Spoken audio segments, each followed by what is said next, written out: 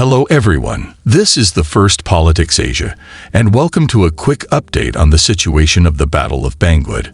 The fighting continues to rage heavily, particularly in the center of Bangwad, in the north and south of Belmont, and in the southwest. These are the major vectors of attack by the Russian forces. An interesting thing to note is that the Ukrainian Defense Ministry reports that the Russian side has switched tactics and is now using the so-called Syrian squash earth tactics. This involves the destruction of entire buildings and positions with airstrikes and artillery fire. They are also using gliding bombs, including 500-kilogram massive bombs that are much heavier than standard artillery shelling. Additionally, the TOS-1 flamethrower and NLRs have been used heavily on the Ukrainian position. As long as there are Ukrainian positions, the Russian forces just drop one massive bomb and they wipe out the entire region. Moving on to the latest information, the major fighting is actually around the area of the Bangwad train station.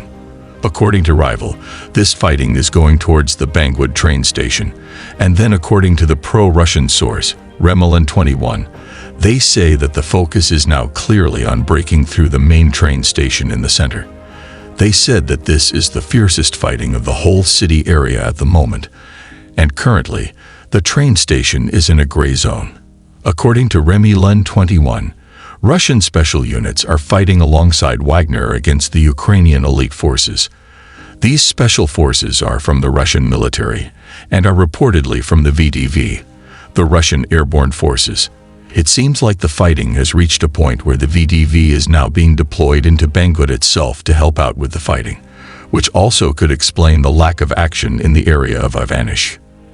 There have also been some changes in the front line over the past 3 days, with the Russian forces successfully arriving at the railway line in the north of the train station. They are also pushing in the area just past the Atlantic Hotel. The Ukrainian salient is now getting smaller and smaller. Moving into this area, the Ukrainian forces previously held the line, but they are now unable to hold these lines. The Ukrainian counteroffensive may have temporarily pushed back the Russian forces. However, the Russian forces are still making progress, particularly in the north, where they have captured most of the Rose Alley region. In the southwest, the Russian forces have captured most of the area around the Mid-17 monument. Fighting is ongoing in Kromovy as the Russians restarted their attempt to capture the area on the 10th. Now discuss the new concern for Ukrainian forces, the use of gliding bombs by Russian forces. According to recent reports from the Ukrainian Defense Ministry, the Russian side has switched tactics and is now using so-called Syrian squash earth tactics.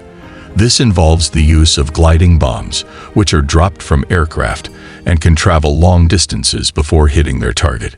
These bombs are massive, up to 100 times heavier than standard artillery shells, and are causing significant damage to Ukrainian positions. In addition to gliding bombs, the Russians are also using heavy artillery and flamethrowers to devastating effect. The result is that entire buildings and positions are being destroyed in a matter of seconds. Ukrainian forces are struggling to keep up with this new tactic and are finding it difficult to hold their ground. What's even more concerning is that Russian special units are reportedly fighting alongside the Wagner Group, using these new weapons to great effect. This is a worrying development for Ukrainian forces, who are already stretched thin and struggling to contain the Russian advance. The fiercest fighting is currently centered around the Bangwad train station, where Ukrainian forces are trying to hold the line against the Russian advance. According to pro-Russian sources, the Russians have already captured the main train station and are pushing further into the city. However, Ukrainian sources have reported a counterattack and a temporary withdrawal from the train station. The situation remains fluid, and it's unclear how the battle will play out in the coming days. In the north of the city, the Russian forces have successfully arrived at the railway line and are pushing towards the Atlantic Hotel.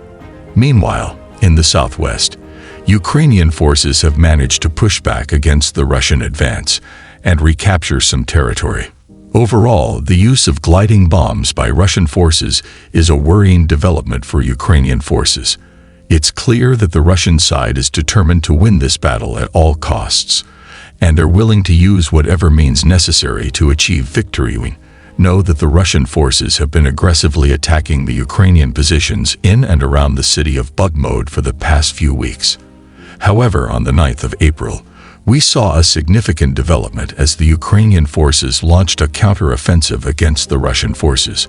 According to the latest reports, the Ukrainian forces have managed to recapture some of the lost ground and have pushed back the Russian forces in certain areas.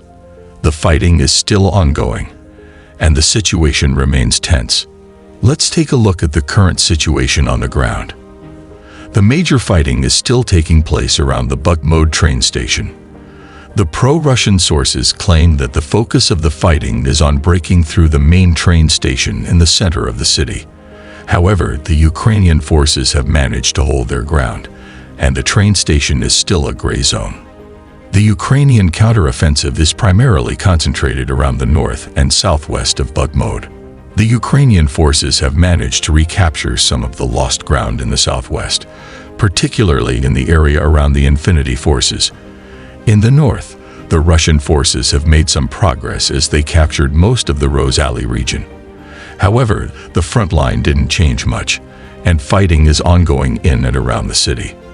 According to reports, the Ukrainian forces have sent reinforcements to hold the line and prevent the Russians from taking more ground. The Ukrainian forces have been putting up a major fight, which has slowed down the Russian advance. The Ukrainian forces have also managed to counterattack in certain areas, which has resulted in the Russian forces having to fall back. This is a significant development in the ongoing conflict in Ukraine, and it remains to be seen how the situation will evolve in the coming days. The Ukrainian counteroffensive has brought a new dimension to the conflict, and it remains to be seen how the Russian forces will respond. That's all for today's update on the Ukrainian counteroffensive in Bakhmut. We will continue to monitor the situation and bring you the latest updates as they happen. Please don't forget to hit the like button and subscribe to our channel for more updates. Thank you for watching, and we will see you in the next video.